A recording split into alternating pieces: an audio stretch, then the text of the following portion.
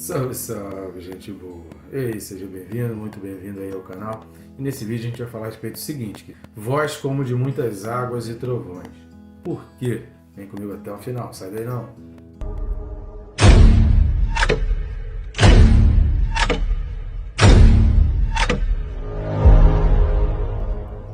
Só que antes não deixe de se inscrever no canal. Vamos começar já já o vídeo, as explicações.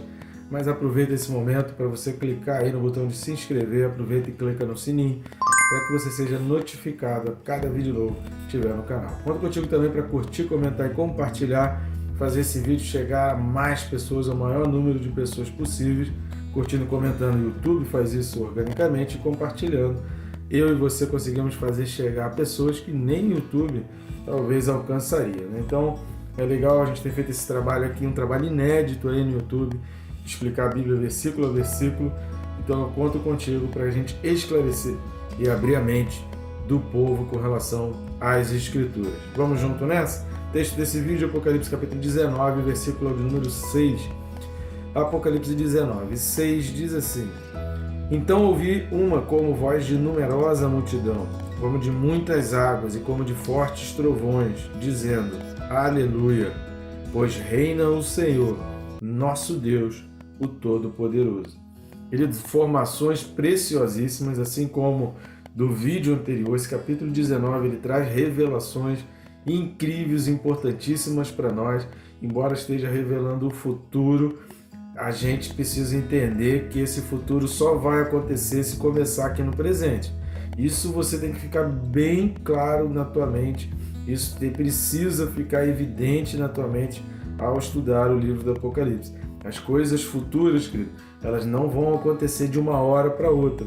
Ninguém vai entrar no céu, vai se regozijar, vai dizer isso que a gente vai falar aqui. Eu vou destacar 3 pontos aqui desse versículo, e essas coisas não vão acontecer de uma hora para outra, no estalar de dedos, de repente. Isso tudo é construção, tanto do mal, tanto o que a gente viu no capítulo 13, no capítulo 18, capítulo 17 de Apocalipse, a construção do sistema babilônico, da ideologia babilônica, da política do sistema babilônico, que é o mesmo do romano.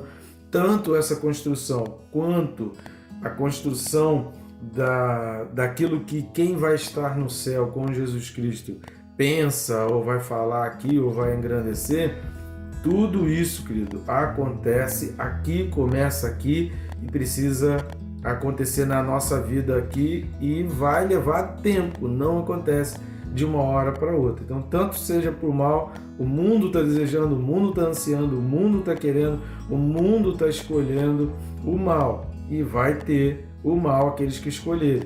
Por outro lado, querido, quem são aqueles que vão estar com o Cordeiro na glória, que vão participar das bodas do Cordeiro? E que são essas pessoas aqui do capítulo 19, aqueles que aqui desejam, buscam, querem a vontade de Deus. Assista o vídeo anterior, que são chaves preciosíssimas. Se você não assistiu, você não sabe o que você está perdendo, para você entender as Escrituras e entender como você tem que viver. Querido, o versículo 7 vai falar a respeito das bodas do Cordeiro, então no próximo vídeo a gente vai entrar mais detalhadamente nesse ponto, a gente vai falar mais a respeito disso. Mas nesse vídeo eu quero destacar 3 coisas importantíssimas aqui. A primeira coisa é que a voz era de numerosa multidão, ou seja, era de muita gente. Quem está adorando o Senhor, quem está engrandecendo o Senhor, quem está louvando o Senhor, é muita gente. E o texto vai dizer que essas vozes eram como muitas águas e como fortes trovões. Eu não sei se você já foi perto de uma cascata, de uma grande queda d'água, não de uma cachoeirinha, de um filetinho, mas de uma grande queda d'água, de uma grande cachoeira. Você vai ver que quanto mais você se aproxima, aquele barulho vai ficando ensurdecedor. O que significa isso? Significa que quanto mais perto daquele som você está, mais difícil é ouvir outros tipos de vozes. Então, quando diz que a voz de Deus é como voz de muitas águas e como voz de trovões, significa que a voz de Deus sobressai e ofusca as outras vozes ao nosso redor. E o que a gente tem para entender isso como prática na nossa vida?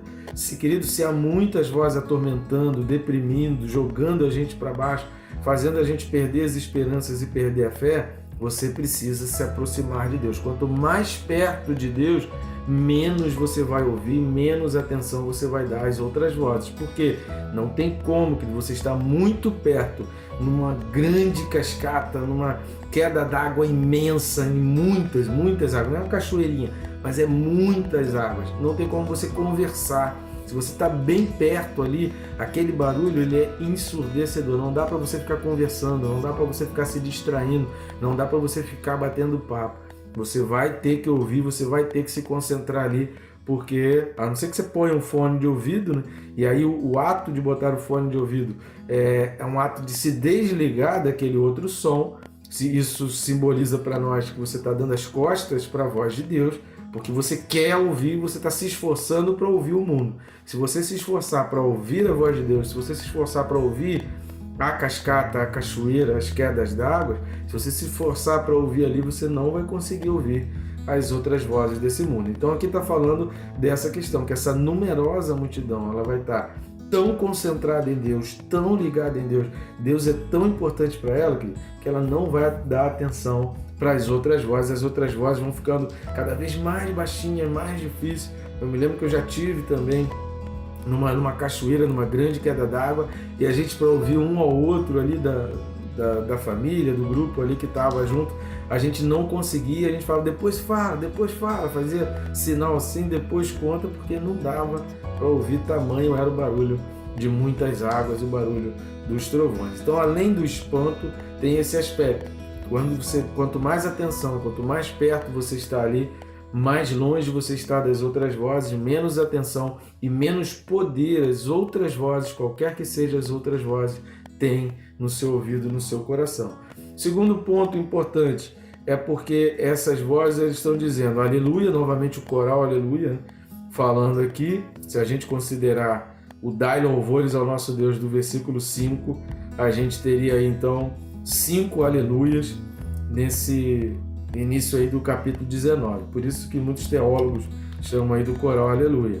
E o segundo ponto que a gente vai falar é da questão de pois reina o Senhor. Por que pois reina o Senhor? Exatamente porque esse sentimento, essa expressão reina o Senhor, traduz o sentimento que tem no coração. Então, quando que esse desejo começou? Ele não começou lá no céu. Eles não querem que o Senhor reine porque estão no céu. É o inverso.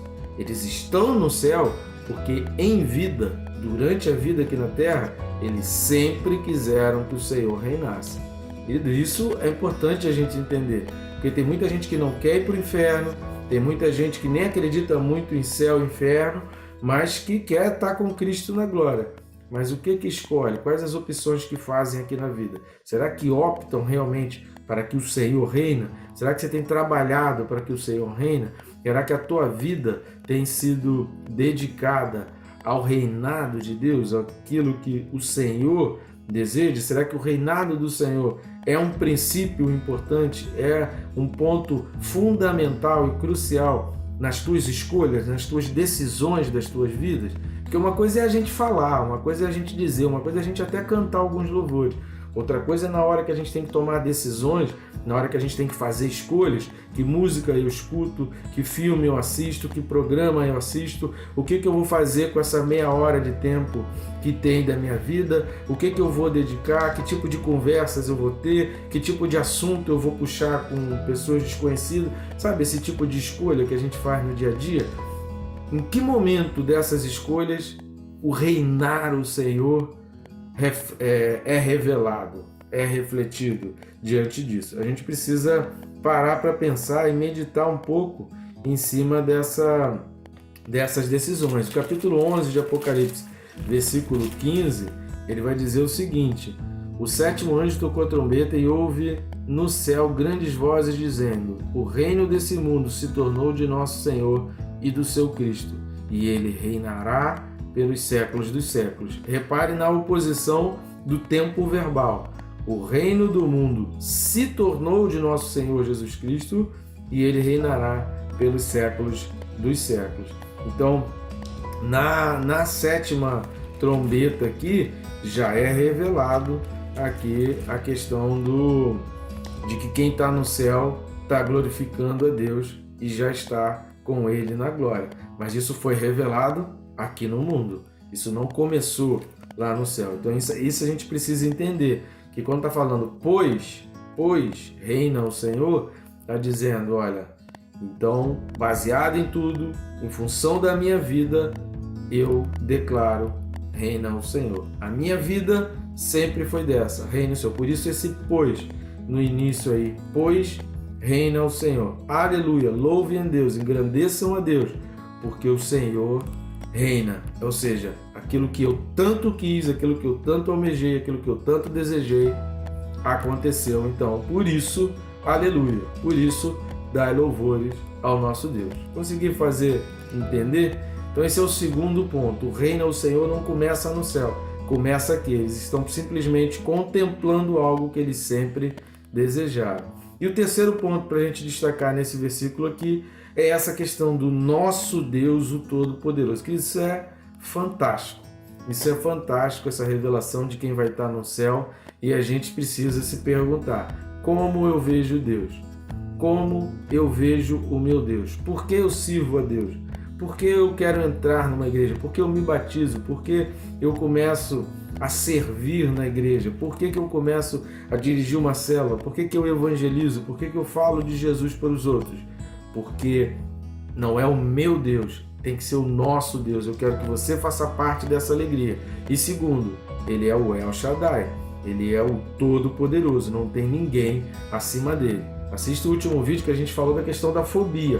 Ou você teme ao Senhor, ou muitas coisas, situações, coisas que vão se levantar para você nesse mundo vão te fazer cair e vão te esmiuçar e vão te jogar na terra. Ou você se debruça, ou você se ajoelha diante de Deus, ou muitas coisas, situações e pessoas desse mundo vão fazer você se ajoelhar diante delas. É uma escolha que a gente tem que fazer com relação à fobia. Então, temer ao Senhor é escolher, ou eu me rendo aos poderes desse mundo, ou eu me rendo a Deus e venço os poderes desse mundo. Se eu me rendo a Deus, eu venço os poderes desse mundo. Se eu me rendo a esse mundo, eu sou vencido pelo mundo e eu estou desprezando, eu estou sendo incrédulo, como o autor a Hebreus vai falar que o povo deixou de entrar na terra prometida por causa da incredulidade. Pesquisa esse versículo aí no Google que você vai achar em Hebreus aí, que o povo deixou de entrar na terra prometida por causa da incredulidade. E onde ficou manifesta a incredulidade? Lá nos espias que Moisés mandou, dos 12 espias, ficou refletido ali que 10 espias, a maioria da população, não acreditava no poder de Deus, não tinha temor ao Senhor, e a sua fobia não estava em Deus, estava nas coisas desse mundo. E relembrando aqui aquilo que a gente já falou no vídeo passado, o diabo ele vai tentando destruir na mente humana e no mundo 3 grandes pilares. O primeiro pilar é o da religião. Então o diabo vem tentando jogar na mente humana de que todos os problemas da humanidade ao longo da história é a religião, distorcendo a verdade que o grande problema é a desobediência, é o afastamento de Deus. Então ele vem colocando, por quê? Porque o coração do homem não vive sem religião. Então quando ele começa a tirar esse desejo religioso do ser humano, ele cria uma lacuna, ele cria um buraco que vai ser suprido pelo 666, que vai ser suprido pela besta, entendeu? Então tudo que o diabo quer não é o teu melhor e nem realmente melhorar o mundo. Ele só quer criar um buraco no coração do ser humano para que ele venha, ele quer criar um problema para que ele venha com a solução. O segundo pilar que o diabo vem tentando destruir, leis e mandamentos bíblicos, destituindo. Então ele vem criando coisas que são exatamente o contrário, o oposto do que é lei e do que é mandamento bíblico. Exatamente como Paulo falou a Timóteo, tudo que se refere a culto a Deus ou tudo que se refere a Deus, o diabo ele vem querendo colocar exatamente o inverso, para satisfazer o desejo humano e afastar o homem das leis e mandamentos e da obediência ao Senhor. Com isso ele também impede o temor ao Senhor. E o terceiro pilar é a confiança em Deus. Quando o diabo ele vem impregnando na mente humana de que A camada polar está degelando e a maré está subindo e a culpa é sua. A camada de ozônio está com um grande buraco e a culpa é sua. O pulmão do mundo está sendo destruído e a culpa é sua. Isso vai jogando sobre o ser humano um sentimento de culpa pelo que está acontecendo na Terra e o ser humano vai perdendo a sua confiança em Deus. Com isso, o diabo quer dois objetivos. Primeiro, centralizar todo o poder para que a solução venha de um único grupo, daqueles 10 reis, lembra aí? Então assista os vídeos do Apocalipse que a gente fala sobre os 10 reis, sobre a marca da besta, todos os vídeos correspondentes ao capítulo 17 e 18 de Apocalipse que a gente falou a respeito dos 10 reis, desse bloco econômico, financeiro que vai dominar o mundo. Isso é para concentrar, não para que haja uma globalização, mas para que haja um globalismo, um grupo determinado que domine todas as coisas e detenha o poder financeiro e econômico sobre o mundo. Então o diabo ele quer isso, trazer essa culpa para que você se sujeite a todas as ordenanças desse bloco único que está cada vez se restringindo mais, eles cada vez querem menos pessoas nesse bloco para que haja um domínio, porque eles querem o poder, eles querem dominar realmente o mundo. Então ele vem oprimindo o ser humano para isso. E a outra coisa, com esse sentimento de culpa, é porque aí vai fazer com que os homens desejem a marca da besta, porque a marca da besta vai ser uma solução, é como a vacina foi aí na última pandemia, Eles pararam, era proibido dar remédio, era proibido falar de qualquer tipo de medicamento, era proibido fazer qualquer tipo de tratamento. Por quê? Para que haja um grande temor, muitas pessoas morram e a solução seja vendida. Essa solução está sendo vendida exatamente por esse bloco econômico que já está dominando o mundo. Isso é apenas um dos exemplos de tantos outros que a gente pode ver aí até com relação à inteligência artificial. Então, querido, quem é o teu Deus? Quem é o teu Deus? Quando esse coral Aleluia está falando o nosso Deus, o Todo-Poderoso, está revelando um sentimento de quem é esse Deus, a quem eles servem, quem era o Deus que eles sempre serviram em vida, como consideram esse Deus, como o Todo-Poderoso, como o nosso Deus. Sentimento de, como Jesus ensinou, Pai nosso, não é Pai meu, Pai nosso. Sentimento de comunidade, de amor ao próximo, que é oposto à iniquidade impregnada pela besta. Tá bom, gente boa? Até o próximo vídeo, que a gente vai falar aí das bodas do Cordeiro. E que Deus te abençoe, rica e abundantemente.